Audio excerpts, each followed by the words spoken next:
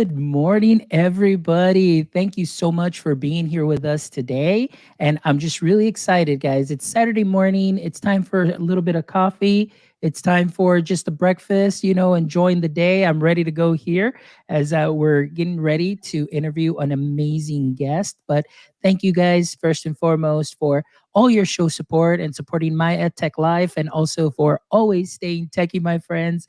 And today, I'm just thrilled and I'm really, really excited, to have this amazing guest. And I know I always say all guests are amazing because they all are.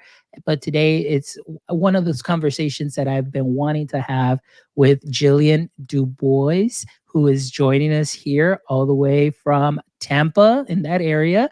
So I'm just really excited that she is here with us today. And I hope that you guys really get to know Jillian and her heart, and it's going to be an amazing conversation because she has an amazing heart. She's an educator, 20 years in the business. She has her own LLC, Imparted Joy, and we'll talk about all of that in just a second. But Jillian, thank you so, so much for being here with us today. I'm really excited to get to chat with you today. How are you doing today? I am awesome. So my mouth is like my face is already hurting from smiling so much because we had a little pre-conversation Oh, before, yeah. and we're both just like we can't stop smiling. And I love that intro, by the way. I've seen it like Mhm. once, but now seeing it and I'm like the whole Rio Grande thing. I'm like, I just love it. I love it. Yes, thank you. And that was so cool. Like we got to talk, and he's like, "Hey, I used to go to South Padre Island and go." I was like, "Hey, that's around my neck of the woods." So that is so cool. That connection Yeah. to Texas is there. So that's wonderful. So Jillian, tell us, how are you doing today? I am super excited because I have exactly 3.5 days left of school with my students. Wow. So I just had my last Friday yesterday. So when I woke up this morning, I'm like, I can do this. I can do it. I'm ready. It's hard. I'm like, my kids are my kids. They're my family and they know it. That's the way we set everything up. I create that culture in the beginning of the year with my kids that, hey, you may be, you may not like this person. You may not like this person. You don't want to eat lunch with them or play on the playground with them, but we are family and family stays together. So this whole year, and this time of the year, they're like more like brothers and sisters that argue and fight all the time. So, okay, you go to your corner, you go to your corner. But it's been great. So Oh. I hate to let them go. It's always so hard as an educator to watch them, take their wings and fly away. Oh But my goodness. oh, Yes. it's Yes. the hard No, part. I totally hear you. And I was sharing that with you backstage, here in our school district. It's elementary is pre-K through 6th, and being a 6th grade teacher, it's like, oh my goodness, I'm not going to see my kids anymore, because you see them even though you've only had them for 6th grade, but you see them around the halls, sometimes since they were there for pre-K or first grade, second grade, whenever they come into the Yeah. district or into the school. And then junior high, they go to a completely different campus. And it's like, oh, like you just, you, like you said, you build that family, that relationship, those strong ties. And then all of a sudden it's like, you're watching them grow up and they go to a different campus and you're like, oh, it was some of the most difficult things for me to see.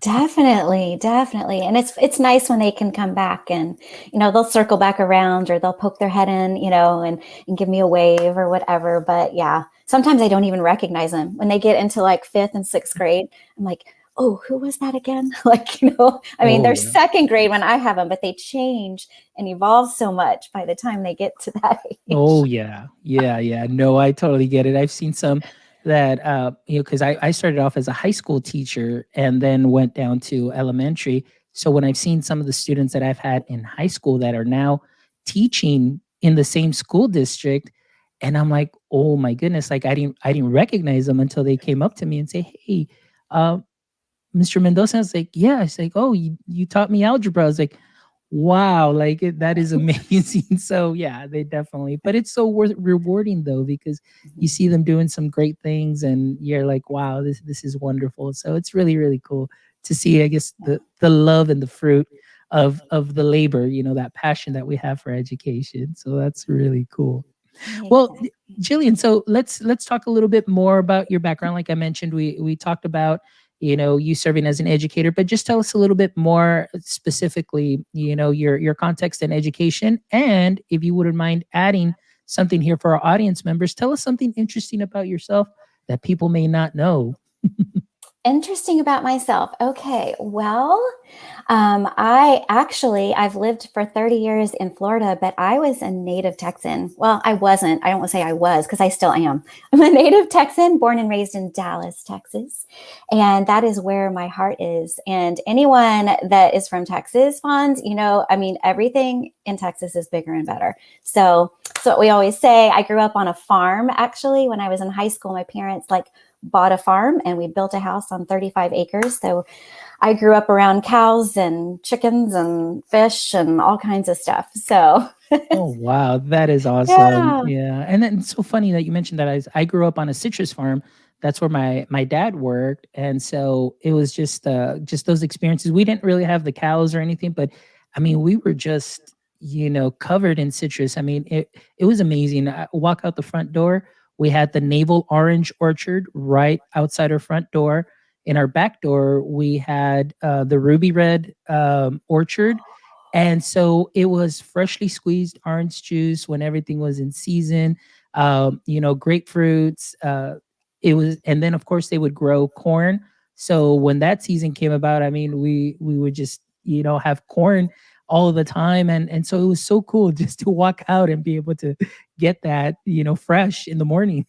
And the smell, the orange blossom Oh smell. Oh yes, my goodness. We had yeah. orange trees in Florida in our first house. We had a navel tree and a grapefruit tree in our backyard. And oh my goodness, you just walk out and it's like the smell is just so fresh and so nice. So Oh yeah, I get yes. it. Yes, that is awesome. You're speaking Texan right there. Yeah.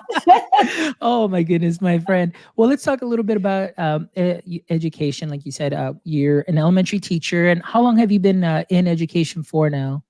I have been in education. I'm going to say now, let's see. Yeah, it's been 20 years. I'll be in my 21st year next year. So I came into it later in my career. I started out actually working in ophthalmology. I was an ophthalmic tech for an ophthalmologist, and I loved it. But when my son was born, I stayed home. I was able to be home for 5 years that before he went to school. And when he went to school, I'm like, well, what am I going to do with my time? I need to go back to work. My husband's like, yeah, you do.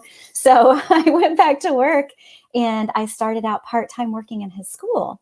And I thought, oh, this is fun. I started out working in the cafeteria, and then I started working in the office, and then I volunteered in his classroom. And the more I got involved in being in the classroom with students and with teachers, and I just realized that is what I want to do.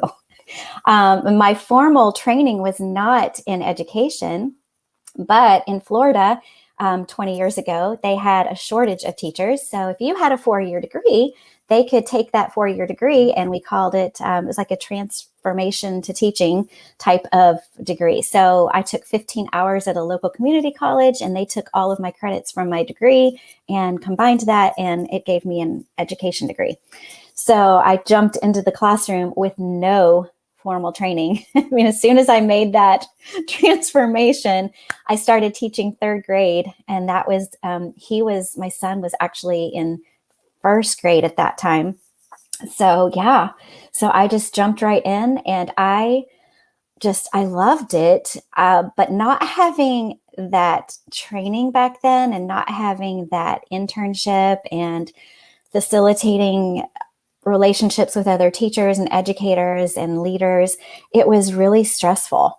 And when I grew up, when I was in school, it was always, you sit down, you're in a desk, you get your lessons out, you do your book work, you do this, okay, we'll go to, and we didn't move around a lot. We didn't have that whole, I don't know, flexibility in our seating or in our work. And so I thought I had to be that teacher.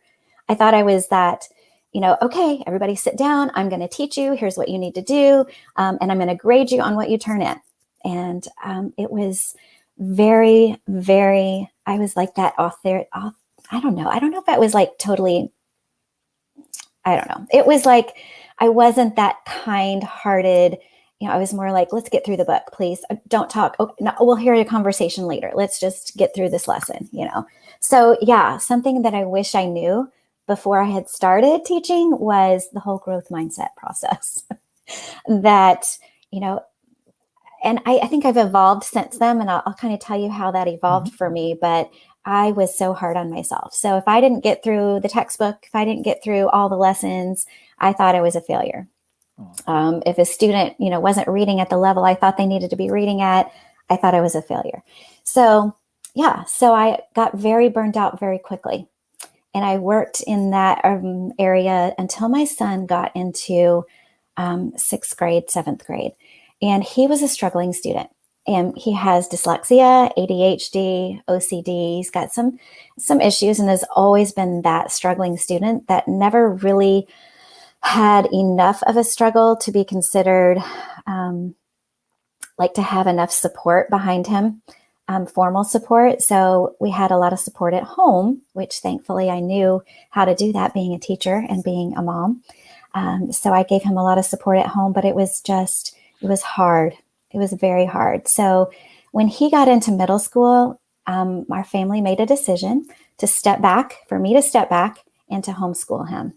So he had just always been treading water. We were doing 3 and 4 hours of homework every night, getting up then early the next morning to finish it if we hadn't. And for what? For a grade, for that a boy, you did a great job. So when we expressed what we were going to do as a family, I will never forget that day. He sat down because he's a very social kid, loved his friends, did not want to be separated from them. But I remember he sat there and he just cried. And I thought he was upset about leaving school, but it was more of a relief. It was, I don't have to do this anymore. I don't have to keep climbing that ladder that I'm never going to get to the top of. Teachers that would misunderstand him or not, get his disability and his challenges. And I think it was such a fresh start for us as a family. Mm-hmm. So I homeschooled him. And as I homeschooled him, that was where my transformation came. I knew that he wasn't going to be that kid who sat down and learned out of a book. We went on field trips. We went and visited. He had a passion for horses. So we went and found a barn that he could volunteer at. And we did science. We did equine science as some of our science and zoology. And so I took all those things that he was passionate about and created curriculum for him and checked all the boxes, of course, with the state. But it was just lovely. It was for both of us. And as a family, we could travel and we could do things and we could go to, different places and visit historic monuments and learn history that way. Or, and he was so good at math. I was not. So he was teaching me math as we went along. And it was just so organically beautiful to watch him be successful in that way.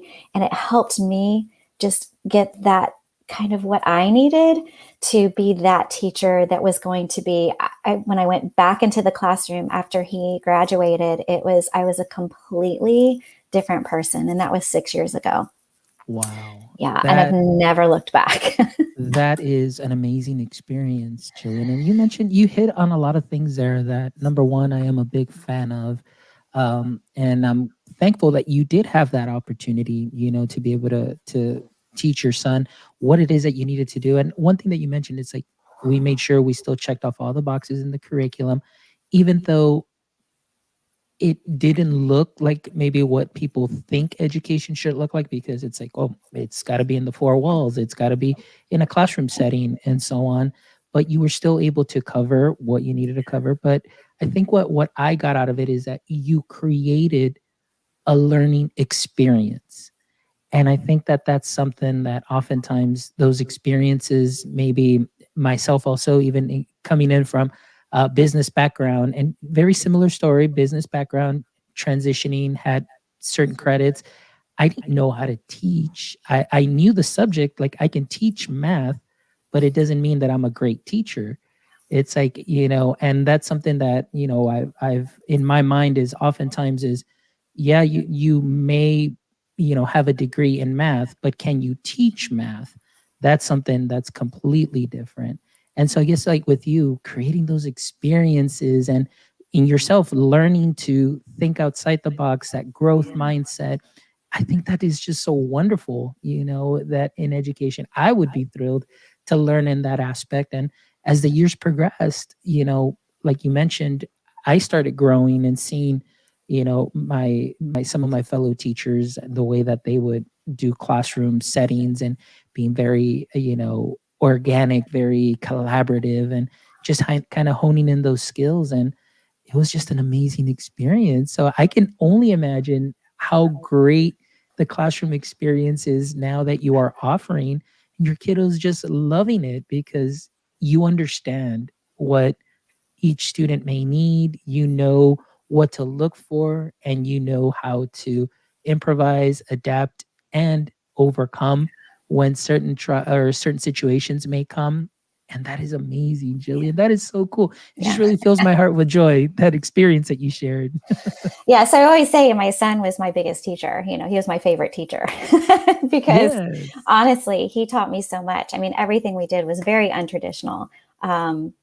And that's okay. And he succeeded. Mhm. And we both, I mean, I know I've had other friends that are like, oh my gosh, how can you do that? How can you? My child would be like, no way, I'm not learning from you. And I'm like, no, it's just in the way it was presented. It was never me dictating anything to him. It was allowing him to have voice and choice in what we did. So, um, I mean, that's what gives kids joy too, is allowing them to have those opportunities to choose what they want to do. And even in the classroom now, I have second graders that blow me away with the things that they can do when you just give them just a little bit. You give them a little bit of instruction, you give them a little bit of direction, and you take some of those ed tech tools like Book Creator or Nearpod, or something where they can take it and they can make it theirs and do it however they, whatever their strengths are. I have some kids who still like to, type everything out, and they want to, write everything, and they don't like using a microphone, and they don't like, but they like drawing, or they like grabbing images from, wherever they can to put into their projects. And it's like, so they all have these different skills that we get to the same goal, but we get there in different ways. Oh, So it's just yes. beautiful.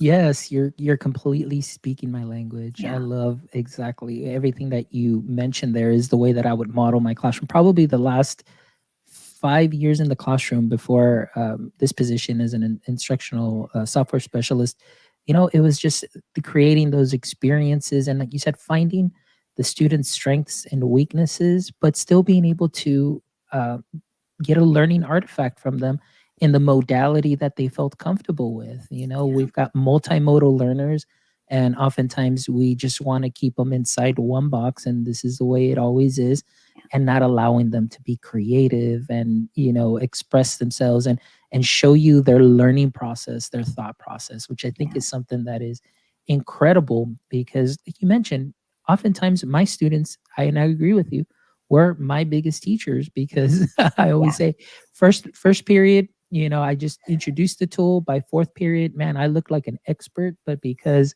my students taught me, and I always thank them because they saw me, like, we would learning together. And I think that Yes. that's something that's very important, building those relationships and having that kind of culture and climate within your classroom. Oh, it goes a long, long way. So that Yeah. is awesome. Oh my goodness, Jillian. So excited. So now let's talk a little bit here, maybe along the way. You've been in education for 20 years. Let's say now you came back into, well, going into the classroom, and then of course doing the homeschooling.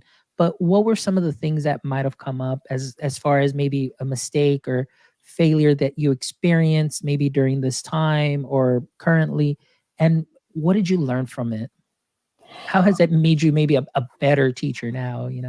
So, yeah. So, coming back into the classroom back 6 years ago, I remember I still had a little bit of that. Okay, I'm back in a traditional classroom, so I need to do this way. So, one of the things I will never forget doing, I had the kids they had to bring in a spiral notebook, and every morning I'd give them a prompt and they'd have to write to this prompt, right? And I had some kids who would just They just could not think that early in the morning, or it was, morning work. Oh no, not this again. I'm like, nope, you guys get it down. Just write, even if it's just a sentence, you can do this. And I realized that it wasn't serving a purpose. And it was just like, and I realized when I'd go back and kind of look at their work after a while, I'm like, their heart's not in it. And maybe I'm not, maybe I need to help facilitate this a little bit more. So I remember switching we're a one-to-one iPad school, which is fantastic. And I love that. And I'm not 100% tech, right? I'm still a little old school with the pencil and paper, but I will never forget, we have smart boards in our classroom, and we have some smart technology, and it's called Shout It Out. So on their iPad, I would give them the same prompt, and they have these little Post-it notes. So on the digital Post-it note, they would type or they could speak an answer to the prompt, and it would show up on the board immediately. So it would have their name on it. So they all got so excited to see their answers up there on the board. So, and they all learned from each other's answers. So rather than make it an individual pod, they're right here and they're just writing in their journal and they're putting it away, they're sharing it with everybody else. And it's right there on a board. Everybody's going to see it. So it holds them accountable to what they're answering, but it also stretches their thinking and their curiosity and their wonder a little bit, because that's, oh, they said this. Yeah. Well, can I type another one? I'm like, yeah, you've got 3 Post-it notes. So, and it ends up the whole board is just, smash covered with Post-it notes. But it's beautiful. And we still do that now. We spend the first 10 minutes of every morning doing that. And it's been such a growth experience to watch how they evolve as writers, from maybe just 1 or 2 words to now their Post-it note is filled with, 2 or 3 sentences. So that was a failure that I kind of learned from. And I get so much joy from, and they do too. So they're proud of themselves. They're proud of their work, and their confidence is, has been built. So it doesn't always have to be, write everything down in a journal, because that's just, we got to use what we have and, go with the flow and move with the times. So yeah, so that's what I've learned. I've learned how to kind of move along with things as they're growing, and move along with the kids too. Oh, I love that, because like you said, it just helps them interact. And oftentimes, like you said, in a traditional setting, and I've mentioned this in other programs and even with some other professional colleagues. And, when you're in the classroom, it's like, maybe being out of the classroom doing virtual and then coming back to the classroom, it's like muscle memory. It's like you're back to like your comfort zone. So all of a sudden the tech gets put away. Here are the handouts, and let's get back into our rows, and so on and so forth. But I love the fact that you're giving the students the opportunity to learn from one another. And I think that's very important as peer review, just getting those ideas going on a different way, their thought process, and seeing things through a different lens. And that's such an important lesson, even as a young, even a second grader, being able to see things through a different lens and being able to just be excited about that learning. And that's something that is amazing and wonderful. So I would be excited to be in your second grade classroom, being able to do these activities. That is great. So now let's talk a little bit about writing. And the reason that this kind of leads me to your book. I want to talk about Liv's Seashells. This is something that I know I followed you for a while, and book came out, and the way that you speak about it, the story behind it, it really does resonate. And it's so something that's so heartwarming, touching, inspiring in so many ways. So if you don't mind, for our audience members that may have not heard of the book yet, tell us a little bit about your inspiration to become an author and illustrator of this children's book. What's the story behind it? I would love to share that story, because it's a story from my heart too. So, I love teaching writing. So that's one of the things, like I think it's one of my stronger things in teaching students, because I don't really even have a very organized strategy to teach them. I just say, you just think about what is important to you, what you love, and you just start. And they were always like, well, what have you written? Have you written a book? And I'm like, no, I haven't. And that got me thinking. And last year we had so much extra time when we were home. I kind of thought, all right, I'm going to take my own advice and my own teaching instruction and think, what is important to me? What is on my heart? And so that led me to write Live Seashells.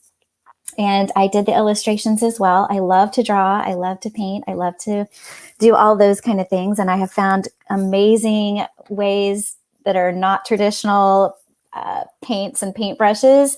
There are just crazy digital things out there. So I do everything digitally. But anyway, so my story, I sat down and I just thought, I'm just going to write it. I'm just going to write what was really important to me. And it took me 2 days. And I remember letting my husband read it. And he's like, where did this come from? I'm like, it's the story. It's the story of my sister. So my sister was just one of those gentle, compassionate souls that loved people, more so than I did. I was a little bit more of the, I wanted to be popular and I was kind of judgmental and, no, you can't be my friend. But my sister was the complete opposite when she was growing up. She was like, oh, you don't have any friends? Come on, you're my friend now. Or, this happened to you. Oh my goodness. Well, let me show you, how you can get through that. And she was just that compassionate soul and spirit that just picked everybody up where they were. And she knew how to speak truth and life into them. So it just I wanted to parallel her story because she passed away when she was 40 from cancer. And she left behind a daughter who was 7 and a son who was 9. And I remember after she passed away thinking, there's still so much more to her life that her kids need to know, that her kids, didn't have, especially her daughter, my niece, Kaylee, who is 7, she's like, didn't have that memory of her mom. It kind of like got a little fuzzy. And my mom, her mom had been sick for a while. So I'm like, how can I make this something, for them, really? So I sat down and I thought, okay, well, we both loved the beach. We both loved the ocean and seashells. And so I kind of made it to where Liv is this character in the story. And my sister's name was Lisa. And Lisa's seashells was a tongue twister. So I had to change it to Liv because Lisa lives through Liv. And Liv would pick up the seashells on the beach. She would collect all the ones that needed attention, that were broken or chipped or lost their color and just were not very beautiful, that people would step on or pass over. And that kind of paralleled Lisa's life too. She kind of just collected those things that were broken. So, and took them into her care. And Liv would just wash them and just make them just feel so comfortable and so loved. And she kept them next to her nightstand where they could just flourish next to her. So just kind of like, that's the story. It was kind of, my sister was that person who just had a heart of gold and a heart for other people. So the interesting thing is, you never know the impact that your own personal story is going to have on somebody. And I thought for me, it's just a story. It's my heart story, but it really was for my niece and my nephew. But when my niece took it to her best friends, and she's now 16, she took it to her best friends, and her best friends were like reading it with their parents, and they were like, oh my goodness, Kaylee, this is you. You are your mom, so it had that impact on my niece, that people were able to read this story about her mom and go, you're just like your mom. So that, has just been an incredible story, an incredible joy.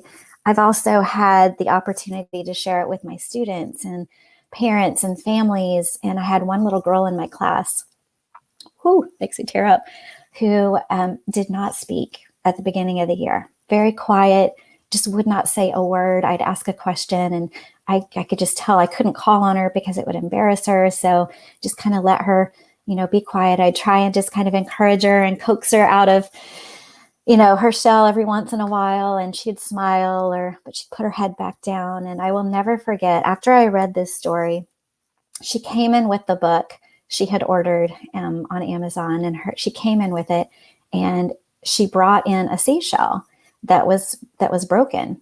And she brought in the book, and she came right up to me and she said, "Mrs. DuBois, would you sign my book? And I want to give you my seashell." And she brought me her broken seashell, and I said, "Oh my goodness, this is yours. Do you want to keep it?" She goes, "No, it's for you." And I said, "Thank you." So I signed her book, crying, of course, and just realized that was just, that little moment was an incredible breakthrough with a student who, you just never know what impact your story is going to have on somebody. The rest of the year, I have watched her grow and speak and be more confident, and I've been able to love on her, and she's a different person. So I don't know if that was just the seed of the story or what it was, but it has encouraged me to keep writing. So this is not just a one and done story. Liv will have more adventures and more stories and messages to share. But if I had any encouragement for anybody who wants to write and is like, "No, I'm just not, I'm afraid, I don't want to be that vulnerable." Yeah, you need to. It's a great way to share your story, because I never would have had the courage to speak it. But now, since I've written it, now I love speaking it, and I love sharing it. And I know that it's reaching other people. And I don't care about how many copies are sold. I don't care about the money it makes. It's just, I know that message is traveling. And every time I see somebody post a picture and they're like, "My book came today," I'm like, "Yes, it made it to Canada. It made it to Australia. It made it to, England." I'm like, all these places. And there's just nothing like that. It just fills my heart. So yeah. So yes, you can. You can do it. You can just sit down, knock it out. Your words don't have to be perfect, but your message is perfect. Wow. Oh my goodness, that is such an amazing story, Jillian. And I'm just, Sorry.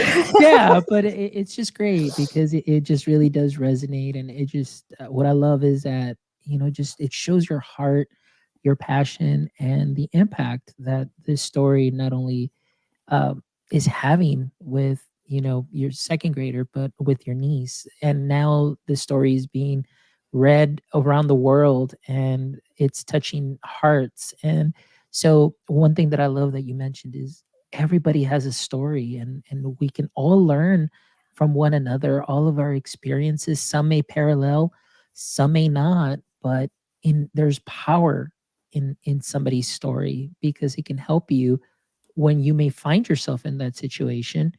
You can revert back to what that person said, what that person shared, their experience to help you overcome. In this case, the loss of your sister, and you being able to keep her memory alive. And it was just so beautiful to be able to hear um, that portion, that part where your niece's friends, read the book with the parents and said, this is you. This is who you are.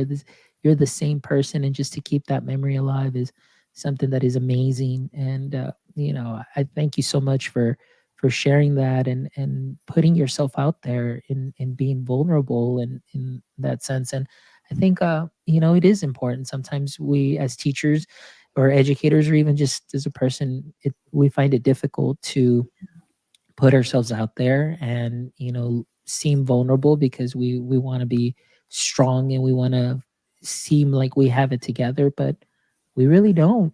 Not, maybe more often than not we No, probably don't have it together as we do, but it's okay. We're only human. We are only human. So I mean, this has definitely had an impact on me, and just having this conversation too with you as well, as it resonates in a sense through my wife, and in her losing her mom at an early age, at the age of 13. And being able to just talk to my wife, and because I still have both my parents. My mom just turned to 76. My dad's going to turn 85 this year in October. And so my wife, in talking to her, she has really just taken like just this extreme love of my mom because she, like I said, she lost her mom at the age of 13. But when I hear her talk about her, the way that my mother-in-law would have been, I was like, wow, like she sounds like such an amazing, amazing woman. And the what she shared, the passion, the love, and everything. And I can often probably say, like, I can see it through you. The way that you describe her is the way that you are. And so it's just amazing, and I love it. And I'm so thankful for your heart. I'm so thankful for you as an educator to have that heart and bring that into your classroom and to share with people. And of course, the courage that you have to put yourself out there, it really means a lot to me. And it does inspire me. And I know that it will inspire so many more people as well. So you keep doing what you do, Miss Jillian, because it just makes me happy, and it really puts joy in my heart. Right now, my heart, it feels filled, and I'm just like, oh, I'm so excited. Like, it's so cool. So thank you so much for what you do. Oh, mine too. No, I don't know. I love sharing. I think, like we mentioned earlier, even our relationships with our students, I think relationships with each other as colleagues and peers as adults, that's so important. And that's truly what has inspired so many of the things that I have led me to where I am today. Jumping into Twitter a year ago, I'm celebrating my year anniversary on Twitter, like in the edu Twitter space this month. And I'm like, a year ago, I didn't have this group of people. I didn't have this support system.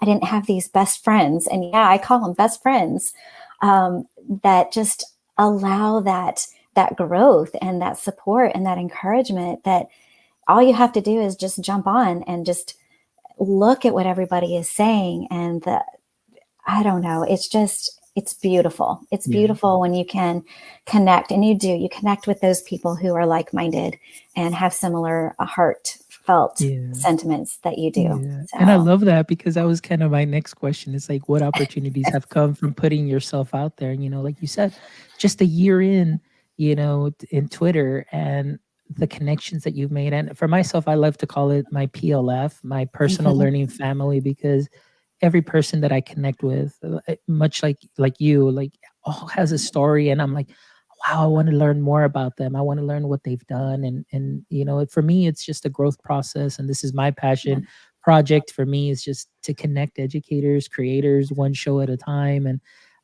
but for yourself, how has that, putting yourself out there, not so much on social media up until last year, how has that, if you can go in a little bit more, how has that transformed you as a person as well as an educator? Yeah, I think it has just, and I will be completely honest, like I am a social introvert. Like I am drained if I am in a large setting with a bunch of people, and, even coming home from school where I've had to talk all day and I've had to be, on. When I come home, I mean, I'm just like, whew. But there's something about that digital connection and that virtual connection with people that I never had before this year. And it has allowed me to be more social and to not be so afraid of what I perceive people think about me. I call myself a recovering overthinker. So I've let go of so many of those things, and I've really learned to be myself. I've really learned to show people, this is me. If you don't like me, that's okay. But it's also allowed me to take everything that I've been encouraged with and supported in, and I've grown it by creating my own little company, my own little LLC, to publish and to help others spark their stories. This summer, I'm going to be working, hopefully, on helping other people. If you want to know how to write, how did I get started? If you want to hear the whole process, I can help walk you through it. I would love to do that for people. I call it Spark Your Story sessions. So, where we just brainstorm together and we just talk. What is it that's important to you? What's on your heart? Let's come together. And I'd love to just, make that real for you. Or read aloud to other classrooms, or I'm enjoying I kind of started creating graphic design things for other people. Whenever I see somebody's quote and I feel like, oh man, that just hit me right in the heart, I want to put it out there. So I love, these different things like Canva and Adobe that can, help us to be so creative and to help, help other people explore what they want to do too.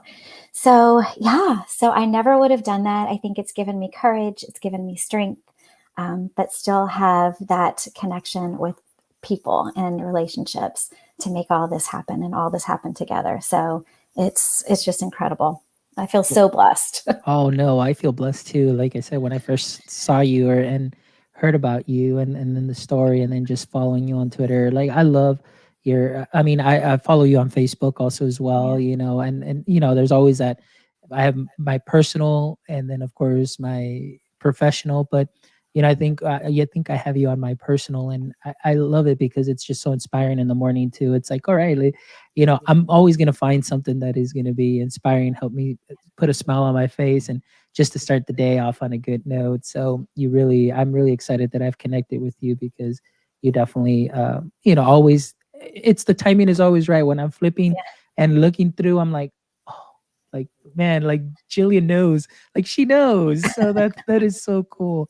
Well, I'm really excited. Now, I wanted to talk to you a little bit about this, and I know we talked about it, prior to the show, but let's talk just the little spark sessions that you said. I think that is something really cool that I've never heard anybody else do for that matter. Usually I always thought like, so you have to have your book written before you submit it. And so it's kind of like, well, who can I ask for help? So, if anybody that's listening and or watching the show, I did put in your link to the website. Would that be the best way that they can reach you for these sessions? Yeah, that would be the best way. You can connect with me right from there from impartedjoy.com. Mhm. And yeah, I would love to chat with you. It's, the whole Spark Your Story sessions came from when Darren Peppard and I had read his book, A Road to Awesome, that he published through Codebreaker. And I loved it. And I'm like, oh my goodness. I'm like, and it came at a time, it was back in January, and I'll never forget. It was kind of around the whole time when our country was going through the whole change in the presidency, and things were just kind of like stressful. And I remember just telling my kids, you know what, guys, we need to find our own road to awesome. So I took a day, and again, I think it was like 3 o'clock in the morning, and I just recorded down all my thoughts. I wrote this little short story based on the road to awesome that Darren had done.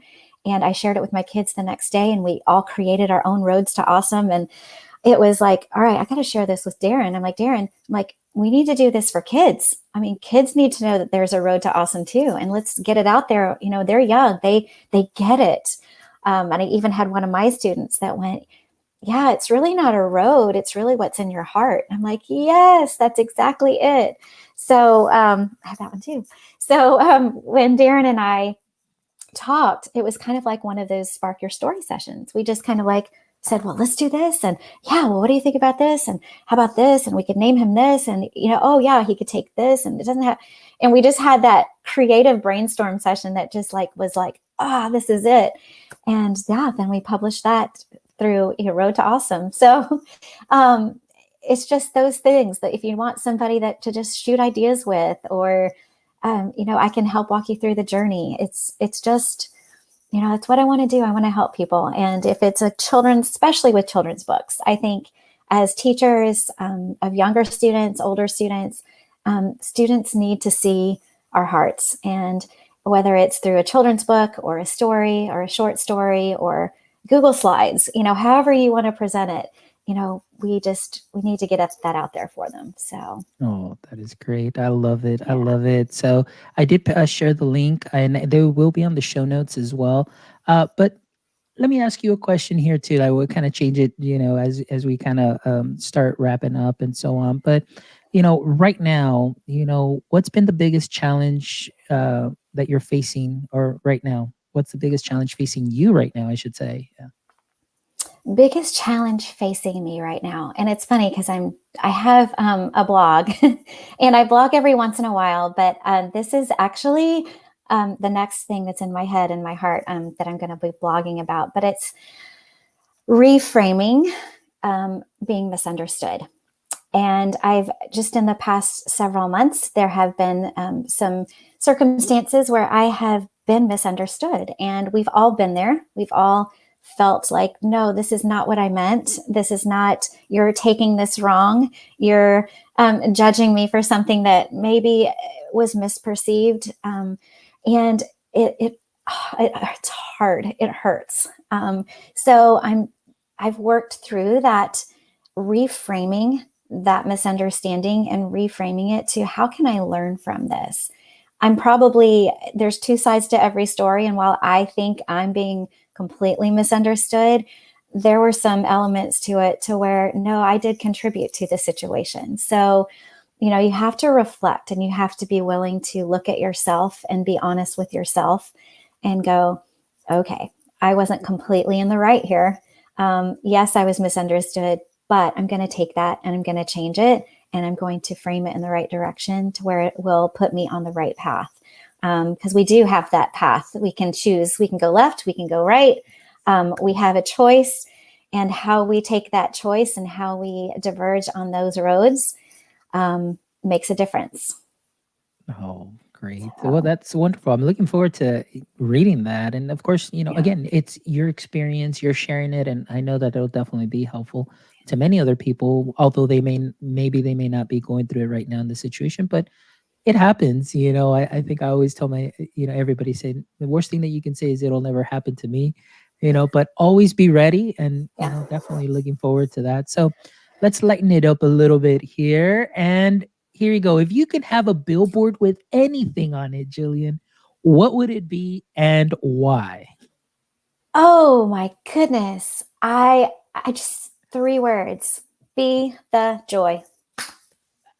Be the joy with a big sunshine on it. That is awesome. Yeah. Because you can. I always talk about, happiness and joy are not the same thing. Happiness is just a fleeting feeling. It can come and go with external circumstances in a moment, but joy is that internal dedication to truly being intentional and disciplined with what is in your heart. So we've got it. Everybody's got it. It's just a matter of being it. So be the joy. Oh, I love it. That's such a wonderful message. And I'm glad that you also made that distinction between happiness and joy, because oftentimes, they're used interchangeably, but it's not the same. Like you mentioned, happiness could be temporary, as maybe just your first morning cup of coffee can be happiness, but that joy is something that is there, permanently, and that it's something different there. It's what's in your heart. I love that message. Although that cup of coffee is really full of joy. Yeah. Especially the second one. The second one. Yeah. So I definitely love that. All right. So now let's see here. Now here's an interesting one here. If you can step into my shoes, what would you have asked yourself that I didn't? What does the next 5 years look like for you? Okay. So tell us a little bit about that, Jillian. What do you think the next 5 years look like for the world of Jillian? Okay. So I will say I've got some more books within me. So, Mel, hi. I've got some more books. They're coming. I've written several stories already. They're just sitting in my Google Drive. So it's a matter of having the time to illustrate them all and put them all out there with a special message. So writing, I'm probably teaching a few more years. I think I'm kind of like coasting to near the end of my teaching career, but there are other things on the horizon. And maybe branching out a little bit more with Imparted Joy and seeing how I can support and help others find their journey as well. Nice. That is great. So, I mean, yeah. and I love that you say you have several stories within you. And I think, is it true? So I guess what I'm getting from you and what I'm seeing is, you wrote your first book and then all of a sudden the next one came out, working with Darren. And now you said you have more books in you. So is it really, I guess it's true what they say. It's like, your first book, although it may be difficult to get out, but after that, it just starts flowing. Is that what you find? 1,000%. And Oh, wow. yeah, and it's like so many different areas too. It's not all, the same kind of story. So I won't give anything away, but it's just, characters and character qualities and, just thinking about what do people need to hear and what do I have in my heart still to share. So yeah. Oh, that is great. And if you and I could switch roles, what would you like to ask me? Oh my goodness. Okay, when are you going to write your book? Oh, yeah. That's definitely coming out for sure. Like, I've definitely been very inspired. I'll be honest with you. Like when I first saw what you've done and then I see, people writing, it really it is in the back of my mind. And I keep telling my wife, I'm gonna write it. I'm gonna write it. She's like, well, stop talking about it and just write it, do it. And I don't know what's been holding me back. And I think it could be, honestly, a little bit of that imposter syndrome where I think we talked a little bit about it before the show in that, you know, I think a lot of people out there, they publishing great books on pedagogy and, all that. And sometimes I may feel a little because since I didn't go through the school of education, but I was like, or will people even care? And I think that after hearing your message and just being motivated by that, it's like, it's my story. It could help somebody. It can be just that little spark of inspiration for somebody else, and maybe just not to put myself in a specific niche, but just doing it for myself and for whomever it may help. So I think that, yeah, I think that's one of the things too that has kind of held me back a bit, and being like, well, is anybody even going to care? What I have to say. I'll be honest with you there. I think that's the first time I've actually voiced that. But I'm so glad. So yeah. that's exactly, I mean, it's more of, it's like, you said, what is what I have to say important enough for somebody to read it? And it's like, why does that matter? It's, Yeah. you get your message out there. And if 5 people read it or 500 or 5,000 people read it, it's your story. And the satisfaction that brings, and just that now I feel like people see me like for who I am. Like this is me. So take it or leave it, right? And that imposter syndrome tends to overshadow us for so long. But then when you realize it's just you just keep taking those steps and doing it, and you're enough. You're enough. So do it. Oh, Yeah. thank you, my friend. I really appreciate that question, and really putting me on the spot there. Now I know what it feels like to be on the other side. But yeah, it's great, and I'll probably sign up for some of those sessions and bounce some ideas and things of that sort, because oftentimes it's just also finding somebody that is willing to take a chance and willing to listen, because oftentimes it's people may look at stats like, well, this person has these many followers, this person has these many followers, so yeah, let's give them a shot, or maybe let's listen to them. But what about other people that may not have those followers but have an amazing story? So I think that too as well is just that is important, having somebody that's willing to listen and give you a shot, or maybe even just help lead you and guide you in a specific direction, and that's important. So thank you. So I'm definitely going to be hitting you up for sure. So guys, please make sure that you visit here Imparted Joy. If you go to impartedjoy.com, you can visit Jillian's website here, where you can find out a little bit more, obviously, about our amazing guest today, Jillian, of course, and her books.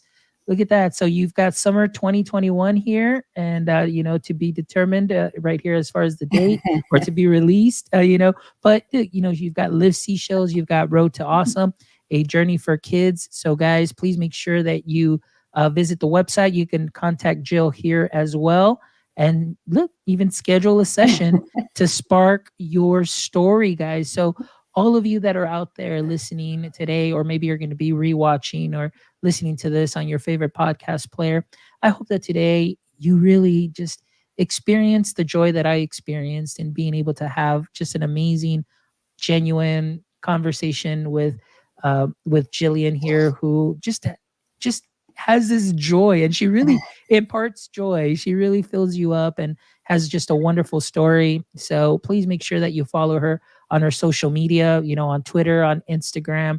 Follow her, or go to her webpage, and just really, really, she posts a lot of great stuff that sometimes it's just the right time that you read that and you're like, just needed that, little positive affirmation and that joy that she brings. So, Jillian, thank you so much. I really appreciate you taking the time out of your day today to share your story, to just make that connection with our audience members, and me being able to connect with you. And now you're part of the PLF. And anytime you want to come back, my friend, you just come back, maybe for your next book release, share those stories or any other projects. You always have an open invitation for you here on My EdTech Live.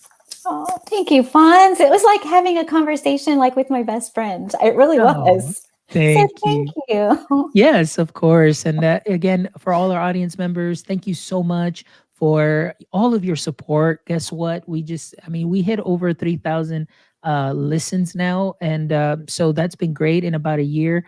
And so thank you so much for everybody who watches the show, who believes in my project here, my passion in just connecting educators one show at a time, showing the real educator, the person, and getting to know them, getting to know their story. I appreciate every single one of you for that. And again, visit us at myedtech.life. Make sure that you go to the reviews, give us a review. Contact us, guys. If you're interested on being a guest, contact us or just give us some feedback. We'd love to hear from you, to know what we're doing well, where we can improve, because we always want to bring you the best each and every week. So thank you guys for all of that. So again, Jillian, it's been a pleasure. I look forward to all your amazing projects and your continued success, my friend. You are amazing. Thank you so much. And guys, thank you so much for joining us. I appreciate every single one of you. And until next time, my friends, stay techie.